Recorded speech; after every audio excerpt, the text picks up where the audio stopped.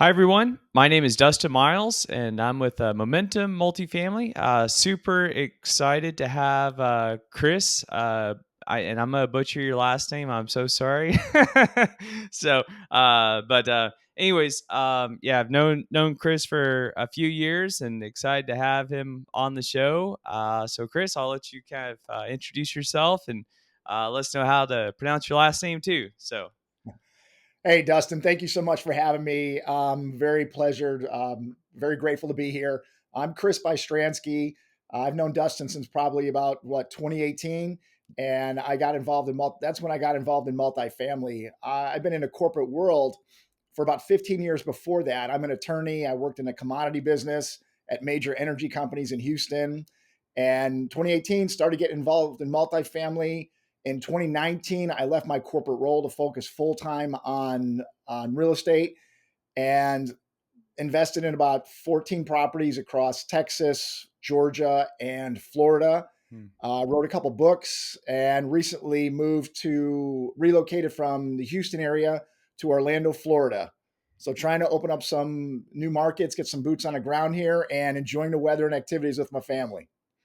Awesome. Yeah, appreciate that. And curious, I think one of the your books is newer, or you had a book that came out more recently, right? Yeah, my second book, it's called New Steel. A little bit outside of real estate. I've had both of my hips replaced, Mm. and then I went on to do a couple Ironman triathlons and some other endurance events. And I wrote a book um, explaining how I went through that process of the recovery, going through the surgeries, the recovery, and then really getting back on top of what I would consider my physical game, and being able to do those endurance events. So not accepting any excuses, although I had some. I just wanted to go out and show myself that I could still perform at a high level. And the book just explains how I did that. And hopefully it helps some other folks really take another look at their health and really avoid some of those excuses people are making. Wow, that's awesome, man. Well, congratulations on all that. I think you said you got into multifamily in 2018. Is that right? You said Yeah. okay. Yep. Yep. 2018. I dove right in. I was in a corporate world and I wanted to get involved in real estate somehow because I wanted to produce some type of legacy for my family and ultimately get out of the corporate world. Gotcha. Yeah.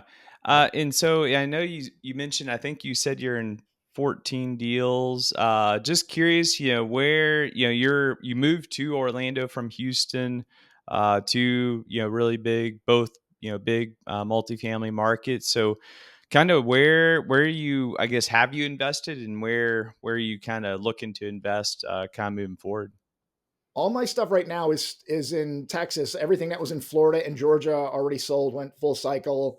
So just involved in Texas right now. But looking around in Florida, things are incredibly expensive, and Mm. I'm kind of in a wait and hold mode right now. But there's definitely a lot of opportunities. You know, coming from Texas, you saw a lot of those opportunities coming. The writing was all over the wall with the Mhm. jobs and the in migration, and the same thing with Florida. So there's a lot of opportunities. I'm just trying to figure out where things are going here. The pricing just seems incredible here. I mean, I thought prices were high in some parts of Texas, and then you move to Florida, it's like holy smokes, you know, it's 50, 100% more. So Wow. Okay.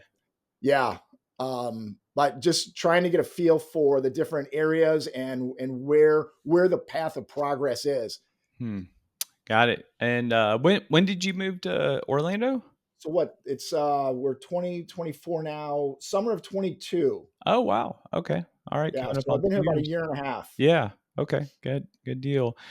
So, what is your role, as a GP and kind of what do you like to do? I know kind of, when I started out, a lot of people didn't really have teams to really partner up. Everybody, there are a lot more kind of lone wolves, so to speak. And then it felt like, people started teaming up more and more. And so, people started to niche down and kind of more specialize instead of wearing five hats that maybe they wore, one or two. And so kind of curious, what's your role as a GP currently, and maybe what you've done before, and then what you like to do. So it's interesting that you say that people have started to team up, and I've certainly seen that, and I that works really well. I Mhm. have not partnered up with anybody yet. I seem to Mm, have a mismatch of very good folks on some of my teams. So maybe in the future, that's something that I would be interested in doing, is partnering up with somebody who complements my skill set.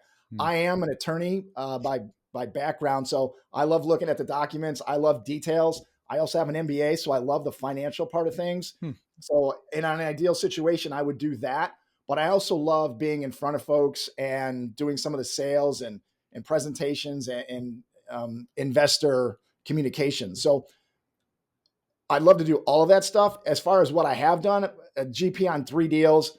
I've done some due diligence, certainly looking at some of the documents and working with some of the lenders. But you have an ideal role that you want to go in as a GP. And then these GP teams seem to get built out, and the role that you wanted maybe goes to someone else who has more experience. So Yeah. that's been my experience so far. It's strange because from 2018 when I started to now, I feel like that's stage one, and I have Mm, enough experience now to know what I want and what I don't want, and what I like and what I don't like, and who I want to work with, and more importantly, who I don't want to work with. right. So now I feel like I'm at the end of stage one and the beginning of stage two Hmm. of my real estate career. So if folks have seen that out there, they get some they get their boots on under them, and they start to have a good understanding of things. Maybe it's time to ramp things up. So Hmm. that's where I am right now. Gotcha. Yeah, that's interesting. Yeah, it sounds like you'd be a nice key member to have. Yeah, I know when I get lender docs, my eyes just glaze over. So, That's the stuff that gets me excited. I can't look at that stuff at night because I wake up and I get all excited. oh I'm a wow, kind of okay, got it. I'm kind of a closet tax nerd too. Okay. I don't know if you ever heard anyone say that, but Not I just admitted it to people. okay, not too many folks, but hey, you definitely need those people for for all that. So we're knee deep in K1s right now. So I yeah, I'm very very thankful for our CPA. So I'll just say that. But Yeah.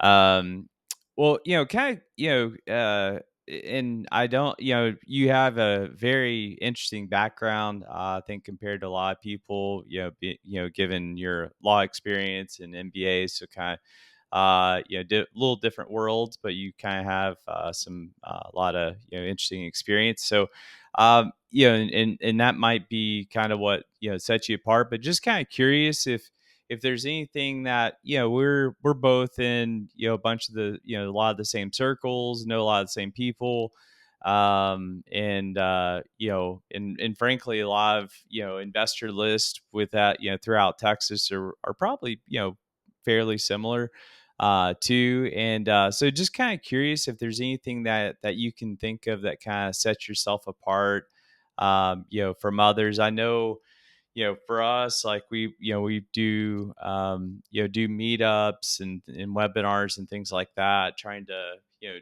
kind of, offer value and just educate people, frankly. But, yeah, curious to see, if there's anything, you can think of that kind of sets you apart from others. So I'm really detail oriented. Like I said, I love to get into numbers, love to get into taxes and the legal documents. I think that sets me apart. There's really nothing I don't like to do. I mean, if I had my pick of things to do, I mean, I'd love to be out in front, working with brokers and going Mm, finding. That's like the rock star portion of the business, right? And then everything else is behind the curtain. But yep. man, I'd love to do a little bit of both. But I think I'm fairly flexible. But I love the communication piece. Mm, I get very it concerns me a little bit when I don't hear from general partners, yep. because no news is not good news. Yep. Because Yep. everyone wants to tout the good news, and when you don't hear from somebody, it's it's a little bit questionable about what's going on. Yep. So, I'm a very big proponent of communicating with the investors. I've been on the GP side and the LP side, and I already see a huge difference in the general partners. Mm. So, I would want to be treated. I would want to be treat. I would want to treat investors the same way that I would want to be treated, and communicate as good as possible. And I'd love to take on that role. Just make sure they get consistent, realistic communication. Yeah.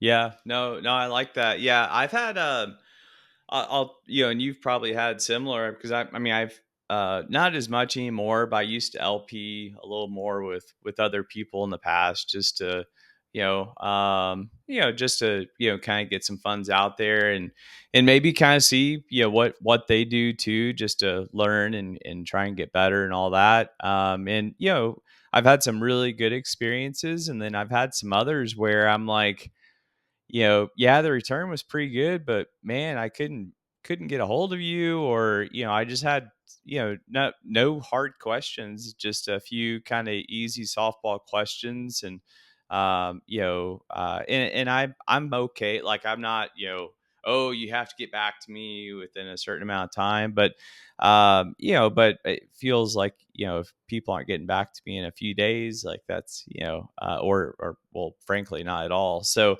so for me that's frustrating, but yeah, I agree. Yeah, communication.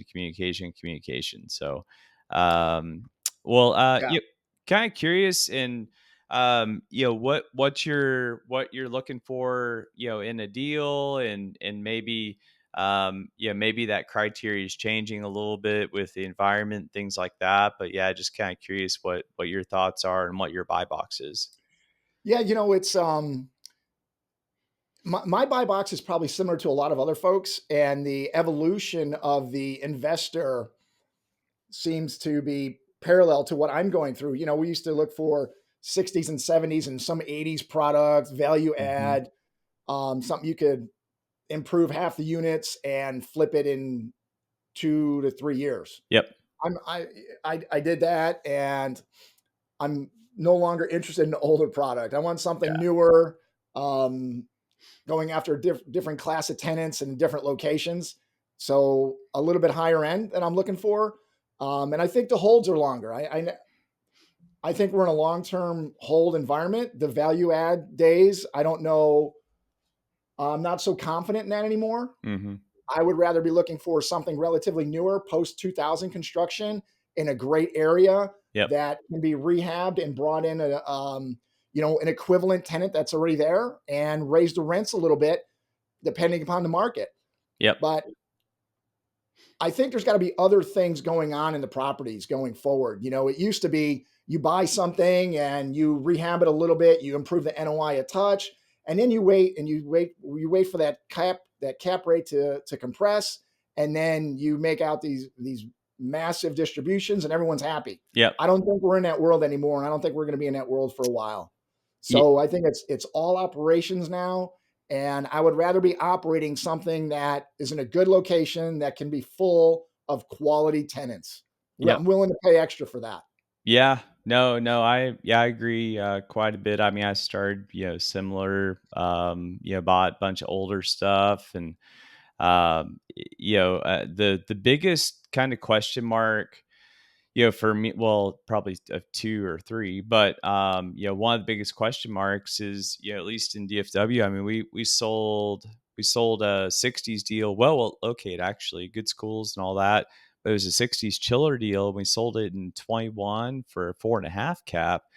I don't know what that deal goes for now, but it at least a 6.5, maybe 7. I don't know exactly Yeah, where that falls at, but the point I'm getting to is I don't know where the cap rate, especially on the C stuff, just it feels like it keeps kind of floating up, and I don't know where that stops, and I'm sure it depends on that deal's well is well located. It's it's in a good safe area, good schools. It's just older part of town.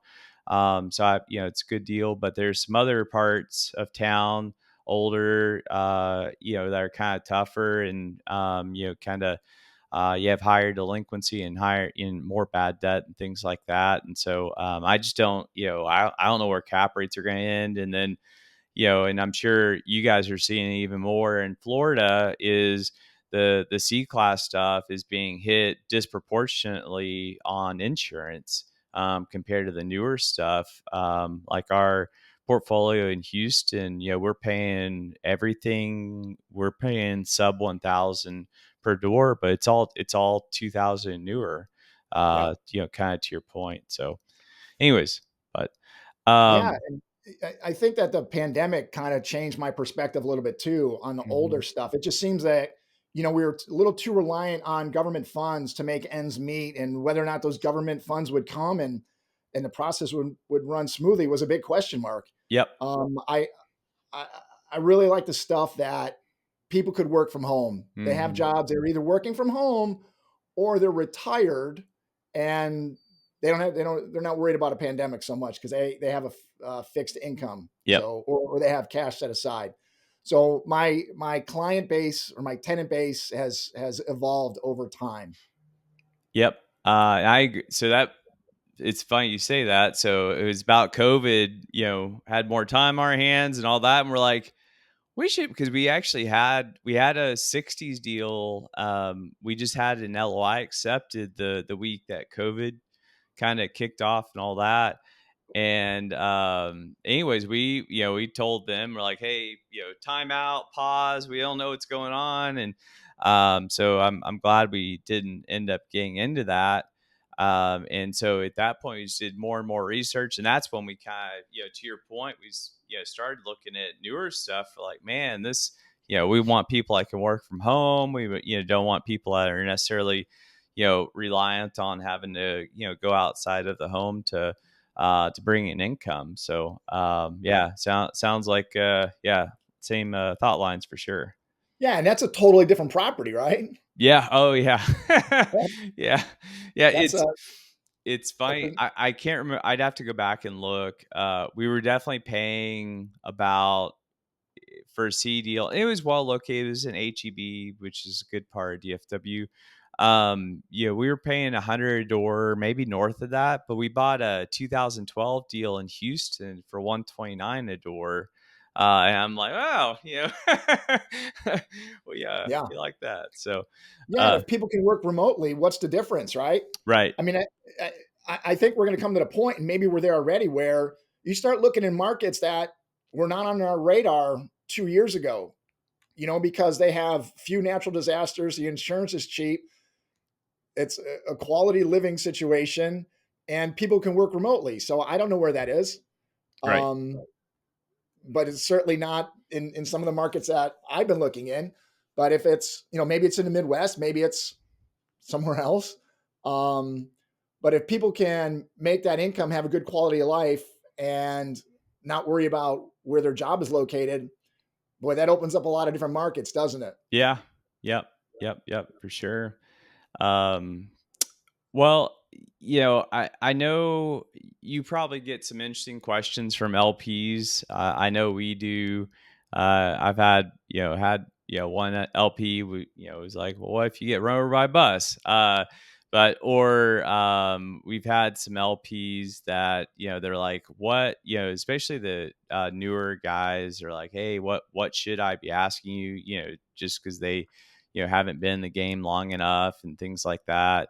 And so we kind of answer that, but kind of curious, what do you think LP should kind of be asking you, about a deal that you have, and kind of curious to hear your thoughts. Everybody's kind of different, but anyways, or if you have some interesting questions that LPs have asked you, welcome to take it in that direction too.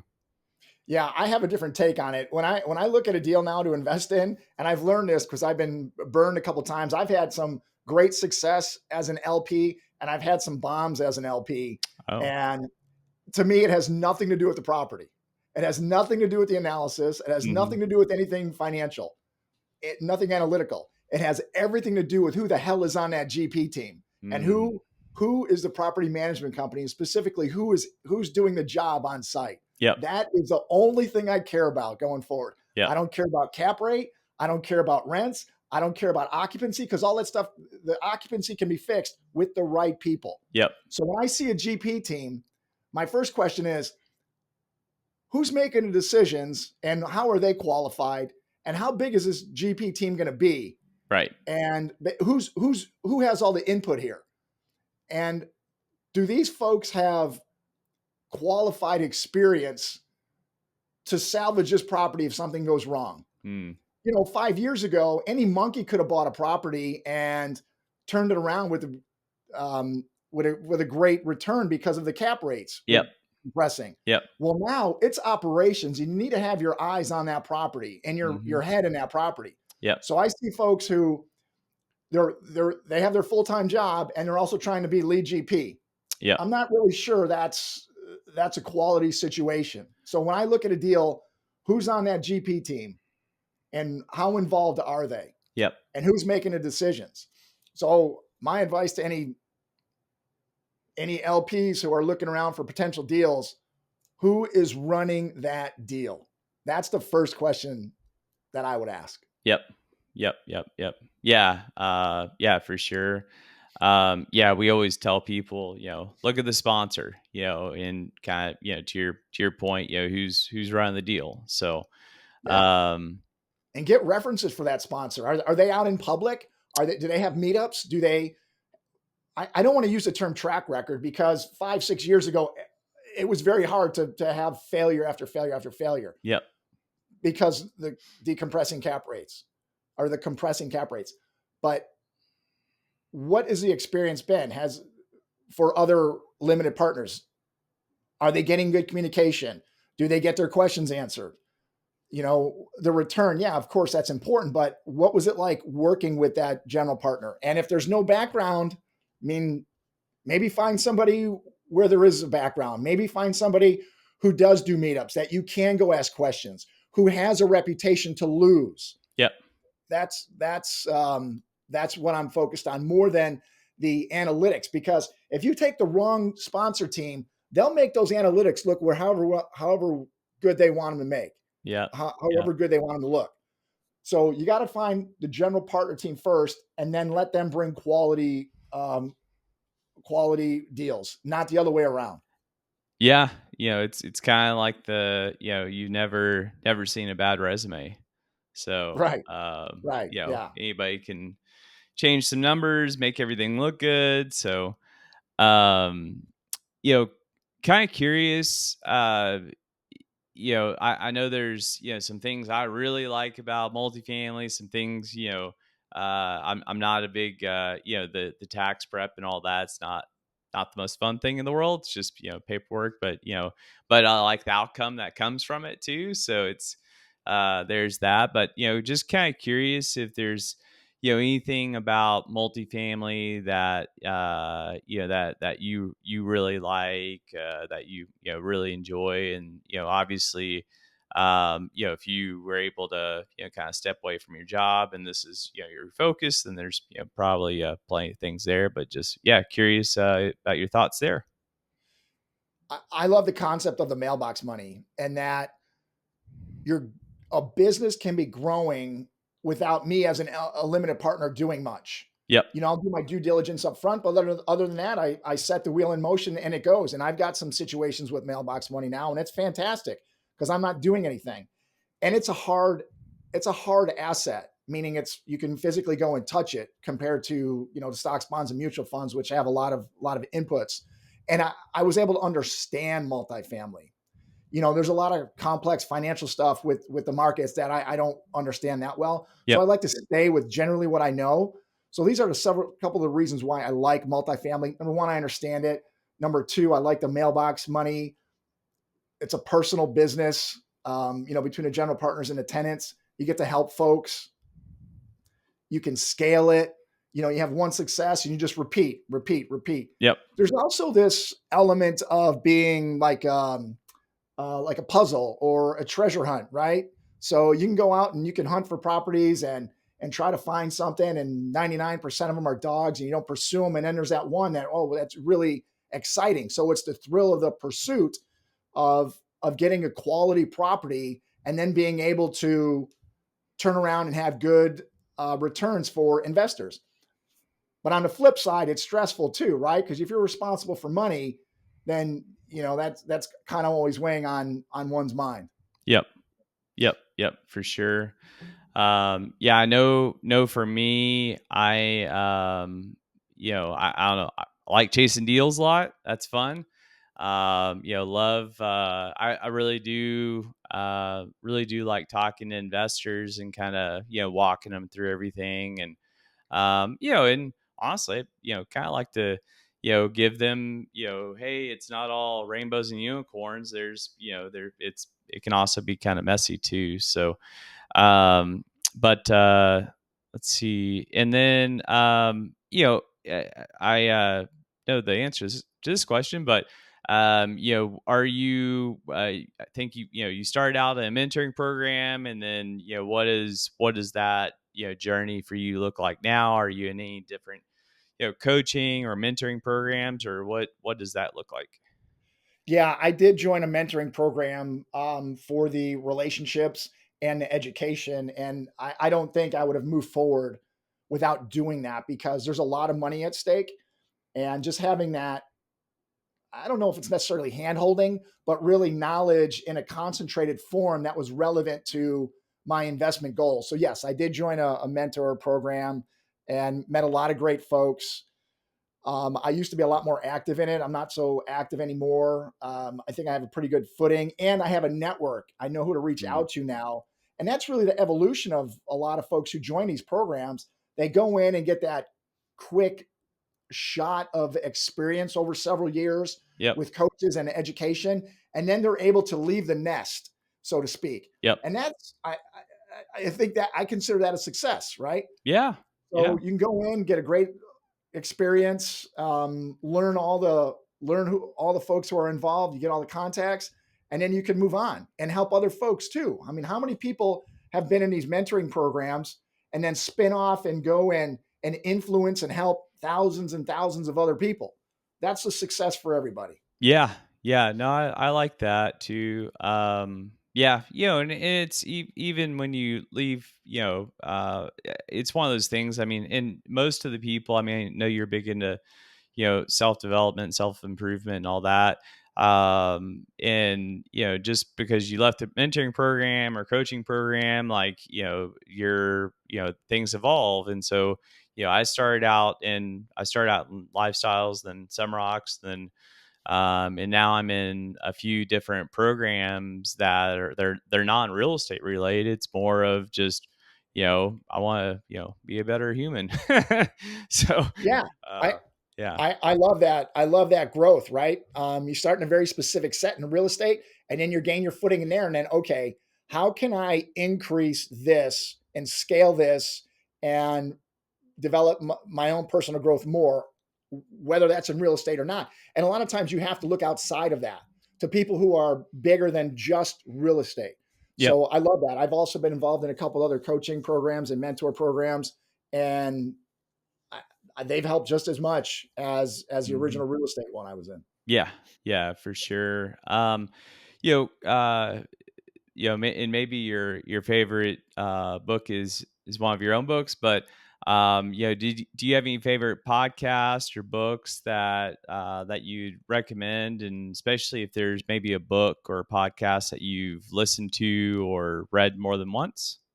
Yeah. So my favorite book, I started reading it in college, and I read it every few years. Is It's not real estate. It's more of a communication and human psychology type book. It's How to Win Friends and Influence People by Mm, Dale Carnegie. yep, It's a pretty old book, but it's still very, very relevant, especially now with a lot of people too involved in technology and not being able to handle face to face conversations. yep. So enjoy that book. I'm all over the place on books. The book I'm reading right now is called The Entrepreneur Roller Coaster by Darren Hardy. And then I've got a health book on deck. I'm all over the place. I read tax books. Like I said, I'm kind of a closet tax nerd. I Because I like to see the strategies and then slowly implement them in my own life and business. Yeah, So yeah. I enjoy that kind of thing. Uh, As far as podcasts, I pay attention to some real estate podcasts.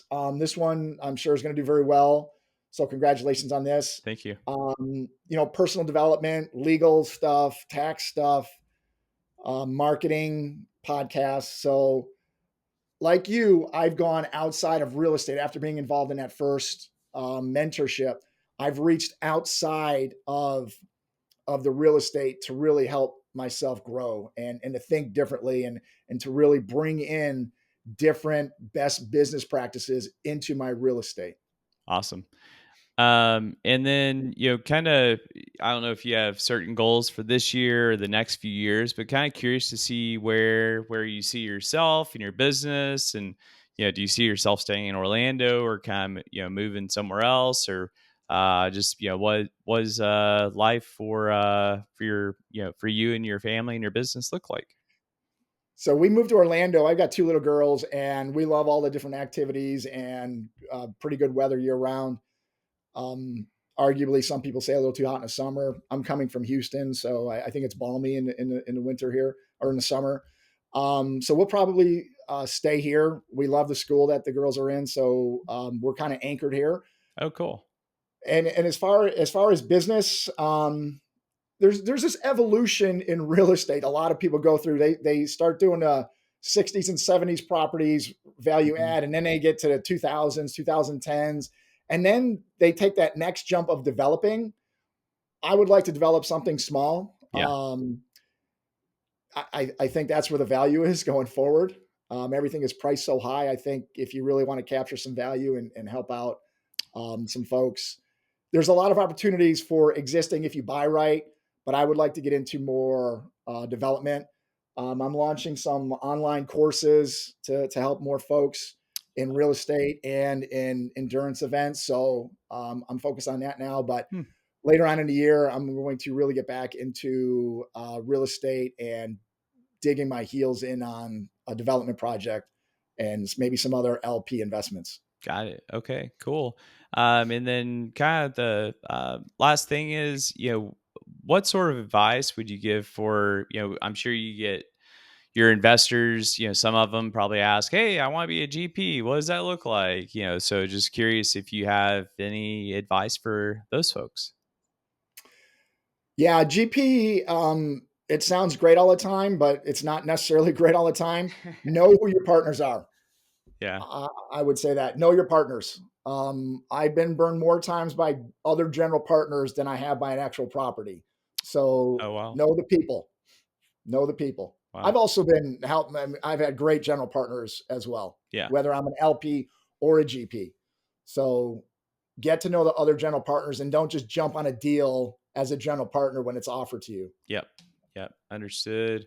Well, cool. How do people get a hold of you if you want to give your website, email, whatever you want to kind of give out would be great. Yeah, you can just go to chrisbystransky.com. You find out more information to connect, or you could just text the word action to 66866, Hmm. and I'll send you my 12 action steps to become financially free. Aw- Again, that's the word action to the number 66866. Awesome. Well, great. Appreciate everything, Chris, and great seeing you. And man, yeah, keep crushing it. So talk soon. Thank you. See ya. Bye. Thank you so much, Dustin.